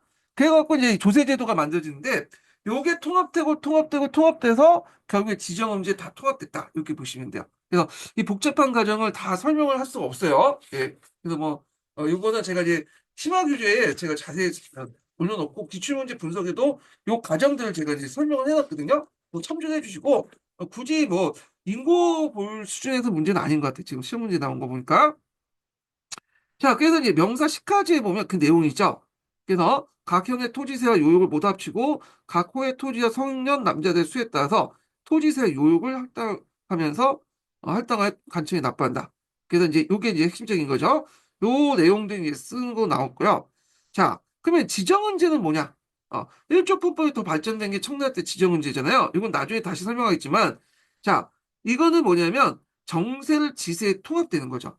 그래서 토지를 가지고 있는 사람만 이제 뭐냐면 부세를 세금을 내는 그런 정책을 했다. 요거 나중에 지정 문제 할 때 다시 좀 얘기를 해보겠습니다. 예. 자, 그 다음에 교육 같은 게 서원을 억압하고 간학지능을 시켜서 인재를 양성한다. 요거는 이제 좀 볼게. 이제 서원이 그 당시 성리학을 확산시키는데 큰 이바지 됐죠. 이건 뭐 중국도 그렇고 한국도 그렇고 그래요. 예, 다 동일한 건데. 근데 이 성리학이 이제 주로 이제 서원에서 강남 신사들 중심으로 상당히 뭐냐면 반정부적인 어떤 성향을 가지고 있는 사람들이 등장해요. 왜냐하면 이제 그 당시 정부가 조세를 부과할 때 주로 어느 지역을 부과했냐면 제일 잘 살았던 지역, 양쯔강 지역, 하류 지역이죠. 오늘날 절강성, 강소성, 강서성 그런 데 있죠. 그러니까 지금도 지금 경제적으로 번영하는 뭐 상해나 이런 데 다 도시도 있는 그런 데이 부과를 하는 거야. 돼 있다 보는 거야. 그래가지고 그 당시에 이제 이거에 대해 강남 신사들, 이 강남 신사들은 지주이면서도 상인이고 하면서 나름대로 심리 활동을 하고 있는 사람들이에요. 불만을 품을 수밖에 없죠. 세금을 여기다 갖다 붓게 되니까. 그러니까 이제 거기에 대해 반발하게 되고 나중에 독립당 같은 이런 것들이 만들어지기 시작해요. 예. 강남시 복사운동도 다 강남 신사들을 중심으로 했던 거죠. 반정부정 운동. 자, 거기에다가 이제 누가 이제 어, 지지하면 민중들도 지지해. 강남 민중들도. 왜냐면 강남 민중들도 수탈당하니까 신사들의 의견이 딱 궁합이 맞거든. 자기 몫을 내주는 거죠. 그래서 강남 신사 민중들이 결합되기 시작해. 이건 나중에 좀 얘기할게요. 예. 자, 그래서 이 서원을 억압해서 이렇게 이제 얘네들을 억압하고 대신에 자기가 원하는 인재, 국가 이데올기에 충실한 간학을 진흥시켜서 인재를 양성하려고 했다. 이렇게 있고요. 자, 재정개혁을 보겠습니다. 자, 재정개혁을 하는데 긴축개혁을 이제 했어요. 긴축개혁. 예. 그래서 일단 이제 긴축개혁의 내용이 뭐냐? 지방재정에 대한 자율성을 제한했다. 그래서 지방가부터 하여금 가나 지역의 세입, 세출, 존류, 기훈, 체납사항들 기록한 주소책을 이제 매년 홍보에 보고해서 후보에 감사를 하고 그 내용이 국가 성적에 반영이 된 거야. 자기 승진에. 자, 여기에서 이제 좀 용어풀이가 있는데 뭐 세입, 세출 같은 것도 이제 그 다 아실 거고 존류와 기훈이라는 게 있어요. 존류와 기훈이 뭐냐 하는 건데 자 존류라는 건 뭐냐면 본주 그래서 존류는 남긴다는 거잖아요. 여기 존을 남기는 거야. 그래서 세금을 거두면 지방 재정에 필요한 세금을 일단 남기는 거야. 중앙에 다 보내지 않고 일부를 지방 재정에 남기는 세금이고 기훈이라는 것은 뭐냐면 중앙 재정 중앙에 갖다 바치는 거야. 세금을. 어. 자, 그런데 이제 여기에서 문제가 됐던 것이 예전에는 이게 5대 5 정도 됐어요. 예. 근데 이제 중앙에서 막 이걸 가지고 이제 뭐냐면 이게 고가에 반영되니까 점점 시간이 이제 지나면서 어떻게 됐냐면 전류의 비율이 점점 낮아지고 기운의 비율이 점점 올라가. 그럼 어떤 문제냐? 지방 재정에 필요한 재정이 없을 거냐? 그러니까 이제 뭐냐면 잡세를 걷게 돼요. 잡세. 플러스 알파를 걷는 거죠. 그래서 1조 펌프를 거둘 때도 또 플러스 알파의 잡세가 생기고, 그래서 이런 잡세들 다시 중앙재정 올려요. 그러면 또 지, 그 지방재정이 타격을 받을 거냐요. 그러면 다시 이제 뭐냐면 또 이제 뭐냐면 잡세가 생기고, 이런 게 악순환이 중국의 어떤 이제 뭐냐면 역대 왕조에 계속 일어나는 거야. 그 이유가 뭐냐면 어떤 왕조가 이제 딱 만들어지면 내세우는 게 뭐냐 조세 준수주의가 나타나요. 조세 원액주의인가? 네. 조세 원액주의라고 하는 것들이 나타나. 잠깐만요. 그래서 건국가가 원액주의, 백성들에게 이제 세금을 걷지 않고 중앙재정은 딱 여기 한조 내에서 1,000만 원, 예를 들어서 1,000만 원 안에서 걷는다 하면 일단 이제 건국자가 딱 이렇게 정하잖아요. 조치고. 그러면 구대 황제들은 그걸 들어줄 수 막 따를 수밖에 없죠. 근데 문제는 시간이 나면 군사비도 증가하고, 그다음 관료도 증가하고, 여러 가지 돈 쓸 데가 많은데 중앙재정을 이렇게 묶어놔다 보니까 어떠겠어? 이걸 원칙을 준수하면서 또 뭔가 재정을 운영해야 되니까 지방 재정을 끌어다 쓰는 거야, 그냥. 네, 끌어다. 네. 그래서 이런 문제점이 등장하게 되는데, 이거는 명나라 때뿐만 아니라 역대 왕조들의 문제야. 이게, 뭐냐면, 기존의 세금에도 잡세들이 계속 붙는 이유가 그런 이유 때문에 그런 거죠. 자, 그래서 이제 이런 것들이 등장했다.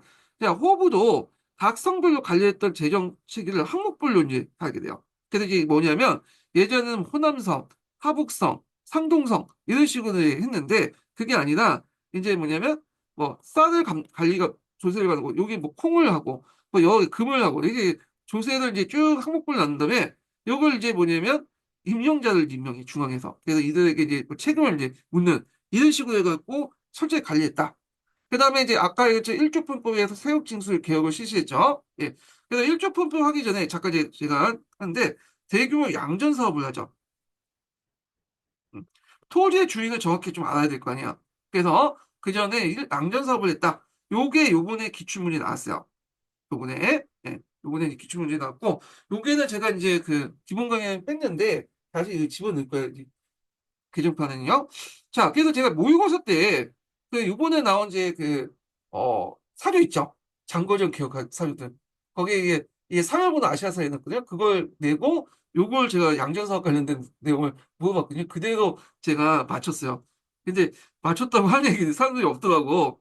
그래서 학원 모의고사 맞추면 막, 조금이라도 맞추면 그냥 막, 이렇게, 얘기를 하는데, 제 모의고사 나오면 뭐, 보는 분들이 별로 없는지 모르겠지만, 그 얘기를 안 해주고. 예. 자, 하여튼 그래요. 자, 그 다음에 이제 장거전 개혁의 결과를 보겠습니다. 장거전이 죽고 나서 이제 뭐냐면 친정을 이제 하거든요. 그러면서 이제 그 후에 장거정의 어떤 정책에 불만을 가졌던 사람들이 나도 이제 장거정 비판하게 된 거예요. 그래서 이제 신사층들 반발, 특히 이제 강남 신사층의 반발이 컸죠. 예. 자, 그리고 사회경제적 정책 특권을 둘러싸고 당쟁이 발생돼. 그래서 이제 신사층들 대변하는 게 독립당이고 이런 세력인데 이 독립당과 이제 함께 비독립당 세력들이 등장해요. 그죠? 이 비독립당 세력들은 어떤 세력들이 있냐? 한간이 있고요. 그 다음에 또 이제 내각이 있어요. 아까 이제 내각을 얘기할 때 내각의 권한을 커졌다고 했죠. 근데 내각이 권한을 커졌다고 해도 이게 요때가 장거정이 뭐냐면 제일 절정했던 거고 실제 이후에는 완전 정가적 사회는 내각의 권한이 줄어들어요. 왜냐하면 내각 안에서도 지역별로 분파가 많아요. 무슨 당, 무슨 당, 무슨 당. 그래서 장관을 개혁할 때도 그 내각 안에서도 비판하는 사람도 있어요. 예, 왜냐면 당이 다르기 때문에 파가. 근데 장관이 카리스마로 이 내각을 통제를 했는데 이 통제 구심점이 없어졌잖아. 그러면서 이 내각의 권한이 심히 약해지면서 한강과 빌붙게 돼. 그래서 한간의 어떤 그 밑으로 들어가거든요. 그래서 이런 비독립세력들과 독립당 간에 뭐냐면 싸움이 일어난 거야. 특히 이 신사계층들, 강남 신사계층들이 그러니까 어떤 원리 원칙들을 되게 강조해. 그러니까 상황에 따라서 이제 유도 있게 이제 뭐냐면 정책을 제안하는 게 아니라 원리 원칙들을 자기하고 마음에 맞지 않으면 무조건 까는 거야. 비판하기까지 좋은데 비판을 이제 하고 나서 대안을 제시해야 되는데 현실적 대안을 제시하지 못한 채 계속 이제 비판을 하다 보니까 서로 싸우게 된 거죠. 또 비립 독립당 안에 또 파벌 싸움이 있고 부정부패도 있고 자 등등 해갖고 이런 것들이 명나라의 어떤 멸망을 촉진시켰다. 명나라 멸망의 여러 사회 경제 문제를 효율적으로 대처해야 되는데 정치권에서 그걸 제대로 못하고 맨날 당파 싸움하고 그러다 보니까 그래서 그것 때문에 멸망했다는 거죠. 우리나라 좀 비슷한 것 같아요. 지금 가는 꼴을 보니까. 자, 그 다음에 농민의 유망이 이제 되면서, 아까 이제 그 좀 설명했지만, 뒤에 이제 임진왜란 같은 이제 정비 같은 것들이 문제가 되거든요. 붕괴가 촉진됐고, 그리고 장거령 사후 내각의 권위가 쇠퇴했다. 이렇게 보시면 되겠습니다. 자, 그래서 이제 이 내용이 있고요. 그 밑에 이제 정권의 재정개혁으로 일시적으로 상당히 호조를 이뤘거든요. 그래서 뭐 태창에 있는데 태창은 장안의 그 북경에 있는 큰 정부 창고를 말하죠. 그래서 요 관련된 내용들이 예전에 시험 문제 나왔을 때 좀 기억을 해두시고요. 자, 그래서 이제 요 내용들 제가 쭉 해가지고 적어놨어요. 네. 그래갖고 있는데 요게 이제 보면서 쭉 읽어보시면 될 것 같아요. 이게 설명 되게 길어지는데 일단은 뭐 이렇게 한번 쭉 읽어보시고 자, 그 다음에 뒤에 나와서 만력 3대 원정을 보겠습니다. 장거전 이후에 이제 관련된 내용이죠. 자, 신종 친정하자 곳곳에 이제 반란이 일어나요. 그래서 이제 그 당시 몽골 보바이의 반란도 있고 조선 임진왜란 있죠. 이게 우리나라 영역이거든요. 파주토사 양념의 발사. 이게 3대 원정이 났다. 그래서 시험 문제 어렵게 나오면 3대 원정이 뭐냐? 물어볼 수가 있죠. 네. 그래서 이제 이렇게 있는데 자, 그러니까 이제 과도한 군사비 지출이 나죠. 돈이 이제 모자랄 거 아니에요. 그러다가 또 이제 뭐냐면 그 신종은 돈을 이제 뭐냐면 국고에서 쓰는 것보다는 새로운 세금을 걷어가지고 쓰는 걸 원했어요. 왜냐면 이 국고에서는 지금 이제 자기 무덤을 만들어야 되잖아. 자, 그러니까 한간들이 각지에 파견돼요. 그러면서 은강산 개발인 상세에 머물고 징수하게 돼. 주로 어디에 주로 많이 갔겠어요? 돈이 많은데 강남 지역에 집중적으로 이제 보게 되죠.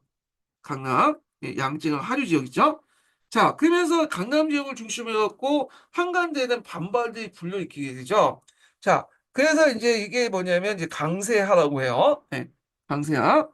그래서 이제 뭐 우리가 알고 있는 이제 예전 시험 문제 나올 때 직용의 변도 요게서 이제 이런 놈이 일어났다 보시면 돼요. 그래서 요 관련된 내용이 예전에 기출문제 나왔던 거죠. 예, 요거 약간 포인트를 주셔야겠네.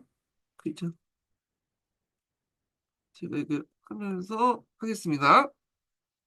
그리고 각지의 농민 반란, 대표적인 난이 이제 뒤에 설명한 이자성의 난 같은 것들이 일어나고, 그리고 전 국민적인 반란 운동이 나요. 반한간 운동이 나죠. 이 한간들이 생을 거둘 때 무대를 동원해갖고 강제 뺏고 그랬거든요.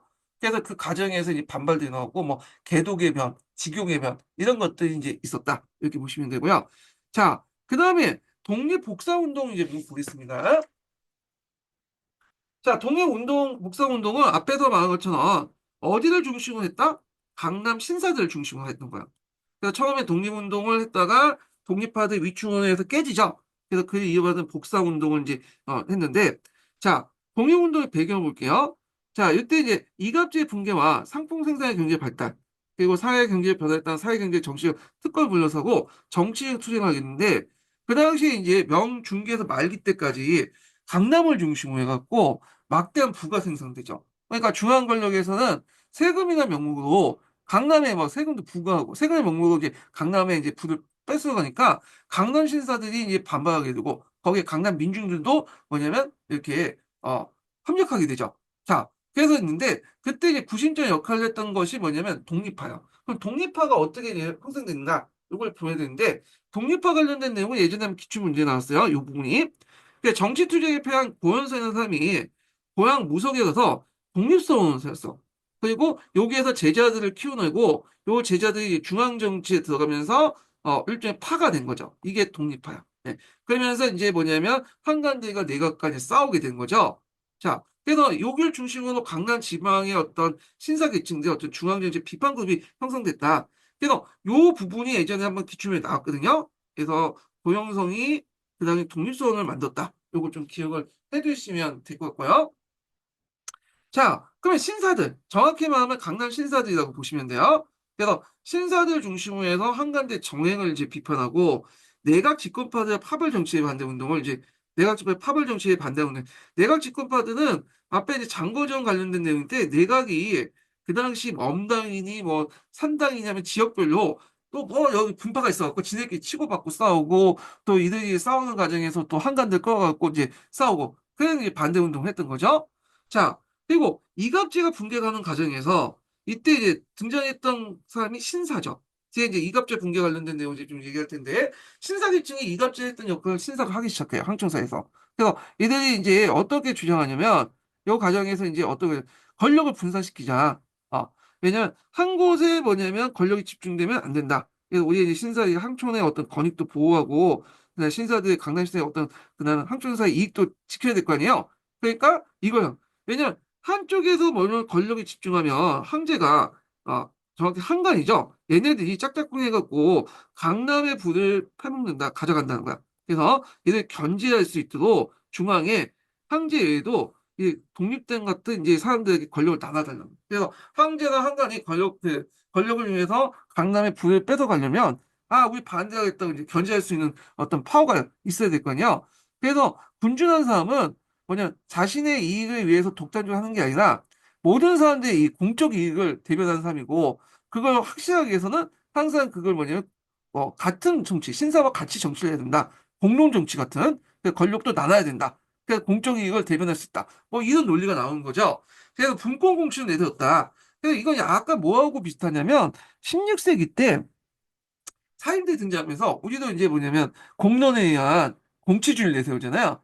그러니까 이런 것들이 다 성리학에 있는 거야. 성리학적 이념을 바탕으로 이제 내세웠던 거고 그 밑에는 이제 이해관계가 깔려 있는 거죠. 예. 자, 그래서 이제 이렇게 있고요. 그 다음에 이제 당세 상세 반대 운동을 주도했는데 앞에 것처럼 망력 3대장가 궁정의 조용호 자제가 고갈되니까 신종 중기 때 한간들 파견해서 상세와 강세를 했는데 이때 주로 강남을 이제 주로 타겟을 했죠. 그런데 이제 동원하는 과정에 무례배들 깡패를 동원하고 관계 중사니까 민번이 발생됐다. 그래서 직용해병 같은 것들이 이제 아까 전에 대표적인 거였죠. 그래서 이 그 독립운동의 의의가 뭐냐? 자, 상호의 발달에 새로운 이걸 스타일가는 여민지의 중앙정부. 원래 여민지라는 건 뭐냐면 유교에서는 정통적으로 이제 무슨 관념이냐면 예전에 한번 설명했지만 백성과 다투면 안 돼요. 어, 중앙정부가 개입해갖고 백성과 다투 이익을 챙기는 거는 성략도 있지만 원래 유교에서 그거 반대했던 사람들이야. 그래 이거에 대한 그 지방 상공업자들의 이익을 확보한 지역사회 대변자로서 활동했고 왜냐하면 신사계층들이 앞에서 얘기한 것처럼 이 사람들은 어, 지주이면서도 상인도 해요. 우리나라처럼 양반이 상인하다 뭐 이런 건 아니고 얘는 직접 해. 가문 자체가 그렇게 하게 되는데 이들이 이제 자기 이익을 뺏겨가니까 어떻게 국가 권력이 뭐냐면 백성들 이익을 다투냐. 그래서 반대를 했던 거죠. 그래서 그걸 확실하게 해서 분권공치를 통해 이들 견제하려고 했던 거고. 그래서 공이라는 개념을 이제 있는데, 만약 이게 사다. 그래서 그 당시 이제 공적 이익을 지키는 것이 그 황제의 역할이고, 그리고 이제 천하의 공을 확실히 지키기 위해서 뭐냐면, 견제 정책이 필요하고, 이것이 군주의 역할이다. 이런 것들을 주장하게 되죠. 그래서, 이 사익을 지키기 위한, 사익의 합을 지키기 위한 것이 공이고, 그 다음에 황제가 혼자 독단하지 말고, 그 다음에, 잠깐만요. 전쟁을 해야만 공적 이익을 지킬 수 있다. 뭐 이런 논리를 내세웠던 거죠. 예, 이게 가끔씩 꺼져요. 예. 자, 그 다음에 이제 이렇게 있는데 대결 구도가 이제 형성돼 당쟁이 발생되죠. 당쟁. 자, 앞에 이제 독립당들이 있었잖아요. 독립당들이 어떤 문제 가지고 이제 비독립당하고 싸우기 시작하냐면, 내용을 보면, 내각파, 이제 비독립당 간의 내각파, 이제 반내각파, 독립파 간의 싸움이 나는데, 자, 그게 사만하고 국본 문제 가지고 이제 싸우기 시작한 거야. 사만하고 국본. 사만이, 이제, 국본이 뭐냐면, 사만하고 또 연결되는 것도 있어요. 국본이라는 건 뭐냐? 황태자 책봉해. 황태자를 이제 국본이라고, 국본. 책봉은 이제 국가의 근본이다. 그래서 우리가 세자 책봉할 때 간에도 문제할 때 국본 문제라고 하잖아요. 뭐 강해군 이제 책봉할 때도 그때 이제 강해군도 세조 임명할 때 그렇게 하는데 이게 왜 일어났냐? 그 배경을 보면요. 그 당시 이제 그 누구죠? 만력제는 그 왕후로부터 어, 왕후부터 첫 번째 부위죠. 왕후부터 자식이 없었어. 자식이 없다 보니 이제 아들이 없었죠. 아들이. 그런데 그 밑에 첩들이 있을 거 아니에요. 후궁들이. 그 후궁들이 아들을 낳는데 자, 후궁이 이제 첫 번째 아들이 누구냐면 첫 번째 이제 서자죠. 서자죠.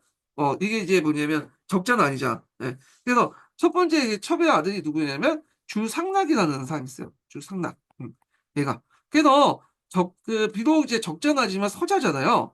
그때 첫 번째 이제, 적자는 아니지만 비록 장자잖아요. 서장자. 자, 그러니까 이제 관례상 주상락을 임명을 해야 되죠. 항태장은.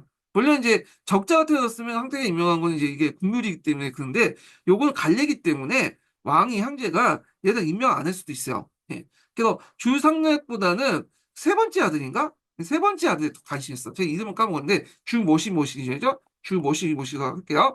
걔가 자기가 좋아하는 예첩이 나온 날이에요. 후궁이. 근데 얘를 어떻게 믿어보려고 했는데 갈래적으로 올 때 이제 얘가 서장자기 때문에 이게 이제 뭐냐 곤란하게 된 거죠.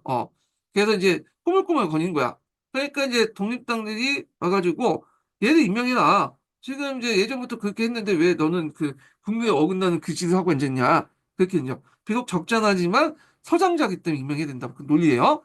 자, 그래서 이게 우리나라하고 또 연결돼 있는데 뭐가 연결되냐면 이 강해군 책봉 문제 때문에 연결됐어요. 자, 강해군이 임진할 때 이제 서울이 이제 막 점령하려고 하니까 그때에서 이제 선조가 어쩔 수 없이 임명했잖아요. 얘를 얘밖에 없으니까 선조가 좀 아들복이 없어가지고 적자가 없었죠. 그 당시에는 영창대군이 태어나기 전이니까 7명이 8명의 그 아들들이 있는데 다 무례하고 뭐 그 뭐냐 문제가 있었던 사람들. 예, 임해군 같은 사람들도 문제가 있었죠. 그래서 강해군이 임명해 그래도 무난한 사람이 강해군이니까. 근데 강해군이 분주 활동을 통해서 많은 업적을 세우고 그래서 명나라 조정부터 막 강해군 칭찬을 하고 그러니까 받으니까 선조가 막 질투가 나갖고 강해군을 견제하려고 했던 거잖아요. 근데 이상하게 명나라 정부가 강해군을 칭찬해도 강해군의 그 세자 책봉은 계속 해주지 않았거든요. 그 이유가 뭐냐면 요 문제 때문에 국내 사정 때문에 그래요. 예. 그 당시 그 주상락이 이제 그 지금 항태제를 책봉받으려고 하는데 그냥 책봉 안 해주잖아. 만력제가. 얘만 관심 있고.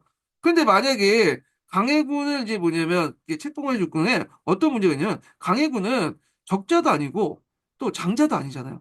근데 여기 책봉해주면 이걸 선례가 됐으니까 이제 이걸 이제 핑계로 그 당시 이제 그 만력제가 봐라 여기 책봉됐지 않냐 그러면서 세 번째 아들을 책봉할 거라고 했기 때문에 책봉 계속 밀렸던 거예요. 그럼 어떤 분은 황제가 명령하면 그 책봉해 주죠. 그 뭐 무슨 상관이냐? 강요 책봉하면 되죠. 그게 쉽게 그 문제 아니에요. 그래서 세자 임명 관련된 그 제국의 세자 임명은 좀 예부라는 그 관청에서 하게 돼 있어요. 그러니까 왕이 아무리 심히 가도 황제가 이걸 터치할 수 없거든요. 자, 그건 국내적 문제가 있었던 거예요. 예. 근데 강해군 입장 올 때는 이제 그걸 체포 못 받으니까 그 당시 이제 그 선조가 얘를 견제하기 위해서 강해군한테 맨날 근소리 하잖아요. 너는 적자도 아니고 장자도 아닌데 뭐가 잘났냐? 그러니까 이게 상당히 이제 이 입장 올 때는 이게 컴플렉스 작용한 것 같아. 그래서 자기가 집권하고 나서 굳이 뭐 영창대군 위협 대상이 되지 않을 수도 있는데 적자니까 영창대군 죽이고 그다음 장자니까 자기 형도 죽여버리잖아. 예. 그 폐모살제의 어떤 뭐냐면 비밀을 제공해줬죠. 자, 하여튼 이거 우리나라로 연결된 거고 사망 같은 경우에는 요거하고 좀 연결된 부분이죠. 안자는 보면 중국에서는 뭐가 연결됐냐면 뭐랄까요? 안은 이게 이제 사건이거든요. 중국에서 교환할 때 그 사건임이죠. 그래서 교환할 때도 기독교와 관련된 사건인데 세 가지 사건이 일어나. 그래서 이제 세 가지 사건을 이제 좀 보면요. 요것도 이제 물어볼 수 있을 것 같아. 사만에 대해서. 그냥 딱딱 떨어지는 부분이 있거든요. 그래서 딱딱 떨어지는 부분은 좀 공부를 해주시는 것도 좋아요. 자, 이게 뭐냐면 정격, 홍항, 이궁이거든요. 네. 근데 그것 때문에 내각파, 이제 반내각파들이 싸움이 일어났는데, 자, 요거 하기 전에 첫 번째 인증문 알려드릴게요. 첫 번째 인증문은 22번입니다. 첫 번째 인증번호가 아니라 그냥 22번이에요. 예. 이게 한 타임이니까 22번이에요. 예. 그래서 제가 요 강의하다가 그 전에 원래 강의를 또 한 번 했었어요. 요 강의를. 근데 강의를 하다가 날라갔어. 날라갔어. 그래서 그게 이제 다운 파일을 받았는데 파일은 이제 인코딩 한 다음에 USB로 이렇게 저장을 했는데 이 USB 안에서 이게 파일이 그냥 오류가 생긴 거야. 이게 이제 중국제 그 테무에서 한 2테라짜리 USB인데 완전 이게 사귄 게 2테라가 아니 무슨 이게 2테라야. 근데 하여튼 거기 담아놓으면 그게 다 날라가고 그러더라고. 역시 메이드 인 차이나야 역시. 예. 그래갖고 지금 자식 촬영하고 있는 거예요, 지금요. 아, 그래서 지금 한 번, 두 번 다 촬영하니까 지금 더 추가된 거거든요. 그래서 전에 있는 강의보다 좀 완벽한 강의가 지금 되고 있는데, 자, 하여튼, 제가 무슨 얘기 하려고 이제 좀 하려고 했는데, 자, 하여튼, 이렇게 해서 이제 날라가고 다시, 지금 촬영하고 두 번째 지금, 네, 두 번째인데, 지금 인증번호 다시 불러드리는 거예요. 그래서 그 인증번호를 적어도 되고, 그때 이제 또, 그때 처음 강의 듣던 분들 있죠? 그 분들은 그 밑에 처음 들었던 강의 그 인증번호를 얘기하셔도 돼요. 예, 두 개, 예, 그 날라간 파일 그 강의와 그다음에 여기에서 지금 얘기하는 인증번호 이렇게 이제 얘기를 해주시면 되겠습니다. 예, 그래서 있고 자, 그래서 이제 얘기를 이제 좀 다시 하겠습니다. 예,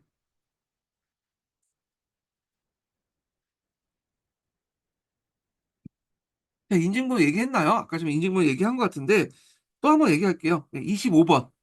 그래서 인증번호 예전에 북파일에 있던 인증번호하고 그 강의 때 했던 거하고 제가 두 개 지금 불려준 것 같은데 요거 25번 요것도 해서 두 개 중에 하나만 적어주시면 돼요. 그냥 두 개 중에 그 파일 강의에 있었던 인증번호 하나 적어주시면 되고 다시 시작할게요. 예.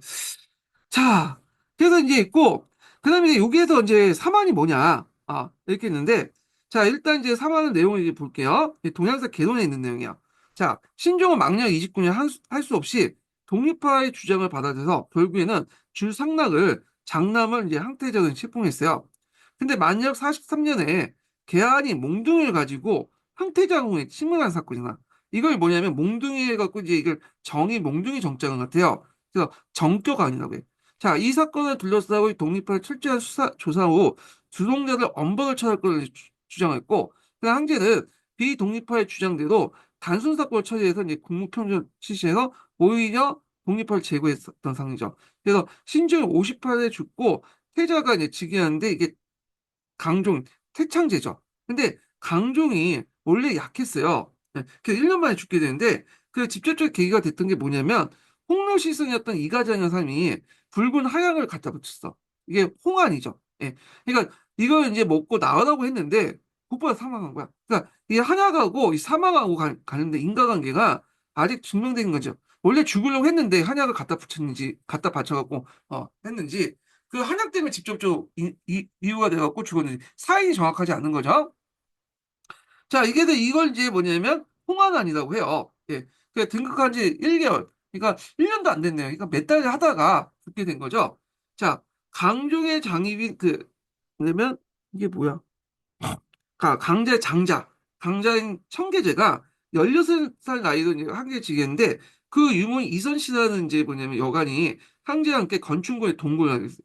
그래서 이거 동거하면 이제 뭐냐면 얘가 정치적인 어떤 그 입김을 놓겠죠. 그래서 입김이 강해지니까 얘들 이제 뭐냐면 동거를 반대했고 근데 항제는 이선 씨가 함께 생활을 강요. 아마 이제 약간 이제 부모 엄마처럼 생각했는 것 같아. 그래서 독립화 관련을 할 수 없이 이 씨를 별궁을 옮겼어. 궁을 옮겼다 해서 이궁이야. 그래서 이 사건 이궁이라고 한다. 이렇게 보시면 될 것 같아요. 그래서 이제 사만의 명칭, 정격, 홍항, 이궁. 그래서 이걸 매개로 해갖고 당쟁이 이제 발생을 계속 격화됐고, 나중에 독립파들이 쫓겨난 후에도 그 후에 이제 낭명 정권이 만들어졌잖아요. 명나라가 이제, 그 낭명 정권에 또 강남 신사들이 이제 독립파 후손들이 들어와갖고, 얘네들도 또 싸워. 그래가지고 계속 당쟁이 낭명 정권까지 계속 가거든요. 정신 못 차린 거죠. 예. 자, 뭐 이렇게 이제 보시면 될 것 같고, 자, 근데 이제 이 독립파들이 그 당시 위충원, 아까 청계제 얘기했잖아요. 청계제도 되게 무능한 황제고, 위충원이 그때 이제 그 한가지 때 위충이 건설을 장악했어요. 그래서 이 사람에 의해서 제거당했어, 독립파들이. 그래서 독립파 운동을 계승한 것이 뭐냐면 복사운동이에요, 복사운동. 예. 그래서 이 복사운동은 독립파들은 주로 이제 고위직 신사들, 고 관료들 중심으로 했는 반면에 이 복사운동은 생원 같은 이제 뭐냐면 거인 같은 뭐냐 하급 신사들 중심으로 했던 게 특징이야. 강남 신사 중에. 그래서 이때 이제 유교적 도덕적 실천에서는 서원은 독립선언을 얘기하죠. 그래서 달리 그러니까 어떤 정치적인 입김 배제한 채 고문부운동을 전개했어요. 예전에 문장을 연구한다는 거 그리고 뭐 과거 시험을 이제 연구하는 팔고문 같은 것도 연구하고 이런 것들. 그러니까 일종의 어, 시험을 준비했다. 이렇게 보시면 돼요. 예. 자, 그래서 이제 강남 지방의 독서인들, 하급신사, 세원, 그래서 문장을 반포하고 그 과거 시험 답안, 이걸 출판하고 했는데, 근데 여기서 하다 보면 이제 주로 이제 하다 보면 이제 지금 그 강의를 하다 보면 어떤 정치적 시사적인 문제도 얘기하잖아요. 그래서 요즘에 이제 두 명의 공무원 강사분께서 자아 우려해가지고 자기끼리 막 얘기를 하고 막 시국 지금 탄핵 정부에 개입해갖고 이제 운동을 하고 계시는데 정치 운동을 그분들이 예전부터 강의 시간 때 이런 정치적인 발언을 되게 많이 했어요. 어 그래갖고 이제 있는데 그래서 이제 먼저 좌우에 이제 유튜브 또 막 비판을 받고 그랬거든요. 예. 제 개인적인 생각은 강의 시간 때 뭐 정치적 얘기는 좀 할 수 있어요. 뭐 비유를 든다든지. 예. 그래서 저도 좀 하긴 하는데 이게 주가 돼서는 안 돼. 그분들 강의 들어보시면 뭔가 그 내용보다는 뭔가 그 자신의 정치적인 어떤 내용들이 더 쓸데없는 얘기를 많이 하고 뭔가 역사를 팩트다 하는 게 아니라 뭔가 자신의 어떤 신념과 이념을 가지고 얘기를 하시더라고. 그 역사가 아니죠. 그건 믿음이지. 종교잖아요. 좀 문제가 있어. 예. 자, 하여튼 뭐 이렇게 있고. 자, 하여튼 얘네들도 똑같아. 뭔가 시험 준비하고 문장 발표한다고 해도 맨날 이제 모여가지고 하다 보니까 또 현재 정치 문제 이런 것들 비판을 하기 시작해. 그러면서 이제 얘네들이 뭉쳐가지고 이제 뭐냐면 집단 상소 올리고 비판하고 그래서 이런 복사운동은 독립의 정치운동을 계승했다. 이렇게 보시면 되겠습니다. 그래서 복사운동 같은 경우는 처음에는 정치와 상관없이 했다가 점점 정치운동으로 바뀌었다. 이렇게 보시면 되겠죠. 자, 그러면 이제 요 복사운동하고 그 당시 이제 그 앞에 독립운동의 의의와 한계를 보겠습니다. 자, 의의는 반환간, 반내각 집권파의 파별적 정치운동을 비판하고 그 다음에 이제 황제 이론적인 전제 지배를 반대하면서 군권공치적 공치주의를 내세웠다. 같이 내세웠죠. 황제권을 견제하기 위해서 내세웠는데 그 밑에는 강남 신사들의 어떤 이해관계를 대변했다. 이렇게 보시면 되고 참고로 여기 제가 이제 설명을 좀 뺐지만 군권공치적인 어떤 군주주의는 이게 우리가 의식하던 공치주의잖아요. 요건 처음 주장했던 것이 강남 신사들이 주장했던 게 아니에요. 강남 신사들이 주장했던 것이 아니라 여기 이제 대대파라고 했고 가정제인가? 이때 이제 뭐 가정제가 즉위하고 나서 이게 반개 활동이거든요. 그래서 그 친부의 어떤 이제 그 호칭에 대한 문제 가지고 싸우기 시작해요. 그래서 그걸 통해 의대에 관련된 문제까지 연결해서 싸우기 시작하는데 그래갖고 이제 대대파하고 이제 대대파들은 이제 뭐냐면 원칙대로 따라야 된다고 주장해. 그걸 통해서 황제권 경제로 색들이 나타나거든요. 이게 동계에 있는데 자 일단은 내각파라고 하는 사람들, 내각들이 이제 이걸 주장한 거야. 분공공치적 공치주의. 그런데 가정제가 나와서 말도 안 된다 해가지고 이 당시 이제 이들을 탄압하죠.